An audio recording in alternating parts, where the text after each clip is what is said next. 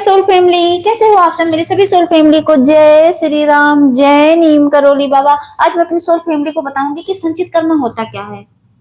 संचित कर्मा वो कर्मा है जो हम जन्म जन्म से, कई जन्मों से करके आए रहते हैं और वो फल हमें इस जन्म में मिलने लगता है और आगे थोड़ा बचा भी रहता है। ऐसा नहीं पूरा मिल जाता है, नहीं, वो रखा रहता है, अचानक से वो एक्टिवेट हो जाता है। और कैसे कब एक्टिवेट होता है ये डिवाइन के ऊपर डिपेंड होता है, वो यूनिवर्स के हाथ में होता है।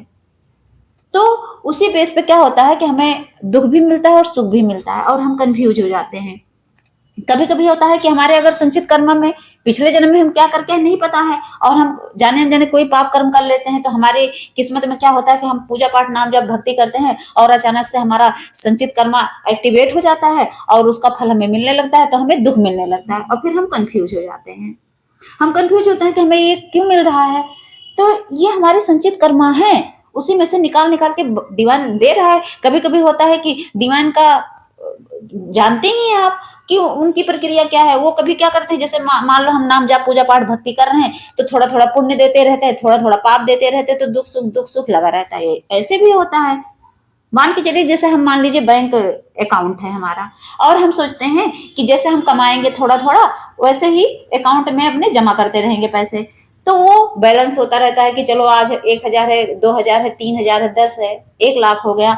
तो हमारे उसी अकाउंट की तरह हमारा कर्म चलता है। इसीलिए तो इंसान कहता है कि पुण्य कर्म करो, क्योंकि जो पाप करोगे वो भी अकाउंट में ही जाएगा, उसी खाते में वो भी जमा होता रहता है। तो संचित कर्म समझ लो एक बैंक अकाउंट की तरह है। जो जो आप कर्म करते रहोगे अच्छा बुरा सब उसी अकाउंट में भरता रहेगा, भरता रहेगा। और फिर अचानक बैंक अकाउंट है तो आप तो अपनी मर्जी से जाके निकालते हो पैसे, लेकिन यहाँ अपनी मर्जी नहीं चलती है, यहाँ डिवाइन की मर्जी चलती है। यहाँ डिवाइन क्या करता है, उसको एक्टिवेट कर देता है और एक्टिवेट करता है आपके कर्मों के हिसाब से।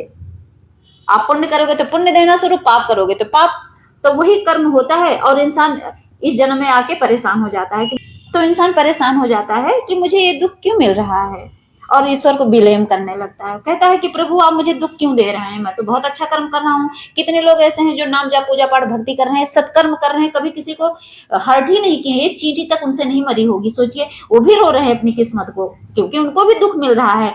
लेकिन मेरे भाई मेरी बहनों, हो सकता है कि आपने पिछले जन्म में बुरा किया हो किसी का, वही कर्म एक्टिवेट हो गया हो। तो कभी कर्म को लेके कंफ्यूज मत रहना, क्योंकि कहते हैं ना क्या कि जैसा बोओगे वैसा ही काटोगे। तो देखो संचित कर्म क्या है, जैसे आपने खेत में जाके अनाज बो दिया, कोई एक बीज बो दिया, अब चाहे वो आप कांटे बो दो और चाहे आम के पेड़ लगा दो, तो उसमें बोया तो संचित है, तो धीरे धीरे धीरे धीरे बढ़ेगा। फिर उसमें टहनियां डालियां निकलेंगी, फिर उसमें मतलब फल लगेंगे, चाहे वो धान की खेती हो, गेहूं की खेती हो, कुछ भी। पहले वो धीरे धीरे मतलब अपनी प्रक्रिया शुरू करता है ना, तभी तो उसमें अनाज या बीज कोई भी फल तभी तो निकलता है। तो ऐसे ही होता है संचित कर्म। और संचित कर्म जो होता है, चाहे संचित कर्म मान के चलो चाहे प्रारब्ध है, उसी बेस पे आपको आपका शरीर मिला है, आपकी फैमिली मिली है, आपके समाज के लोग मिले हैं, आपको गांव देश समाज सब कुछ सोच लीजिए कर्मा पे ही मिलता है। लोग कहते हैं कि मेरा जन्म वहां हुआ होता, काश मैं फॉरेन में होता। सोचिए कर्मा पे ही रहता है सब कुछ। कहते हैं कि मैं तो अयोध्या की हूं, तो मैं सोचती थी कि हे भगवान मुझे हर जन्म में अयोध्या ही भेजना, अयोध्या में ही मेरा जन्म दें प्रभु। मैं तो हमेशा रिक्वेस्ट करूंगी एक तो शाकाहारी परिवार मिले और एक तो अयोध्या में मेरा जन्म हो। किस्मत थी मेरी कि हाँ भगवान ने मुझे ये चीजें दी कि मैं शाकाहारी फैमिली में गई और मुझे अयोध्या जन्मभूमि, राम जन्मभूमि में मेरा जन्म हुआ। ये मेरी किस्मत थी। लेकिन किस्मत वहां जन्म लेने से नहीं हुआ, किस्मत मेरी तब खुली जब मैंने भगवान की भक्ति पकड़ी। कहीं भी आपका जन्म हो, किसी भी कोने में हो, कहीं भी, चाहे शाकाहारी के बदले मांसाहारी परिवार में हो, लेकिन आप प्योर हो, आप नहीं खा पी रहे हो, तो समझ लो आप धन्य हो। और जब संचित कर्म पाप के रूप में दिखाई देता है तो कैसे दिखाई देता है पता है, आप बेवजह ही उदास रहने लगोगे, आप हमेशा रोना धोना लगाए रहोगे अपनी जिंदगी में, आपके घर में कलह कलेश होगा, आपके बच्चे नहीं सुनेंगे, सब अपने मर्जी के मालिक। आप मतलब पूरी तरह से ब्लॉक्ड हो जाते हो और आप कहते हो मेरे साथ क्यों हो रहा है। तो ये आपका संचित कर्मा ही रहता है, उसी बेस पे आपको मिली है सब चीजें आपके कर्मा के हिसाब से। और जब संचित कर्म पुण्य के रूप में मिलता है तो वो इंसान क्या करेगा, ईश्वर की भक्ति करेगा, सच बोलेगा और अच्छे अच्छे कर्म करेगा, अपना सोल परपच करेगा, बेजुबानों पे दया करेगा, उसके अंदर कभी किसी के लिए नफरत आएगी ही नहीं। संचित कर्म जब एक्टिवेट होता है तो ऐसे भी होता है।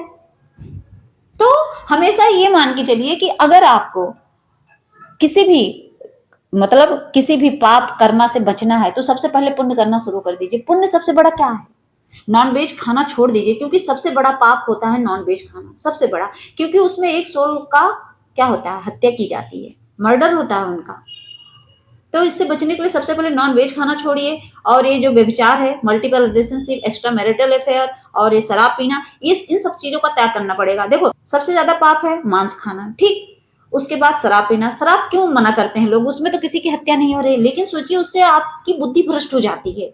सोचो आप शराब पी लेते हो तो आपको समझ ही नहीं आता कि माँ कौन है, बहन कौन है। इंसान क्या करता है, रास्ते में लड़की छेड़ देता है पी के, कुछ नहीं करता तो गालियां देता है। ये सब क्या है, बुद्धि भ्रष्ट करता है ना, इसलिए तो शराब से रोका जाता है, क्योंकि ये सब डेविल के आहार हैं, ये सब डेविल एनर्जियां, नेगेटिव एनर्जियां समझ लो आपके अंदर घुस के वो चीजें खा रही हैं, पी रही हैं। मल्टीपल रिलेशनशिप, ये सब सब जो नेगेटिव एनर्जी अट्रैक्ट करती है, इसीलिए मना किया जाता है। किसी को शौक नहीं मना करने का, लेकिन इन सब के पीछे का रीजन समझो, आप इसका मेन मोटिव समझो।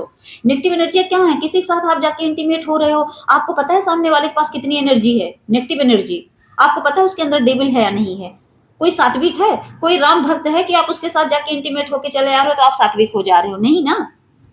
क्योंकि कोई भगवान का भक्त होगा तो ऐसे कर्म करेगा ही नहीं, वो डरेगा। तो हमेशा याद रखना कि आपको अपना जो संचित कर्म है उसको सुधारना है। मान लीजिए आप कहोगे जो कर दिया था वो कैसे वापस आएगा, आएगा तो नहीं, लेकिन अभी आप जब ये वीडियो देख रहे हो, आज से ही ठान लो कि मैं कोई ऐसा कर्म करूंगा ही नहीं, कभी किसी की बुराई नहीं करूंगा, कभी किसी का गड्ढा नहीं खोदूंगा, कभी किसी से बेईमानी नहीं करूंगा। हर चीज आप अभी से संकल्प ले लो, प्रण ले लो। और क्या, मान लो जो किया वो किया, उसका फल मिल रहा है तो जरूरी है कि आगे या अगले जन्म में, कोई नहीं पता है किसी को कि क्या बनेंगे, लेकिन यह है कि यही सोच के मतलब सुधर जाओ कि हमें अगला जन्म सुधारना है। कम से कम आपका सुधार लें। हो सकता है आप पुण्य करना शुरू कर दो, नाम जप पूजा पाठ भक्ति शुरू कर दो, हो सकता है आपका जो लिखा हुआ वो प्रारब्ध हो भी टल जाए। तो इस चीज पे आप ध्यान दीजिए और अपने कर्मों को सुधारिए। जय श्री राम, जय नीम करोली बाबा।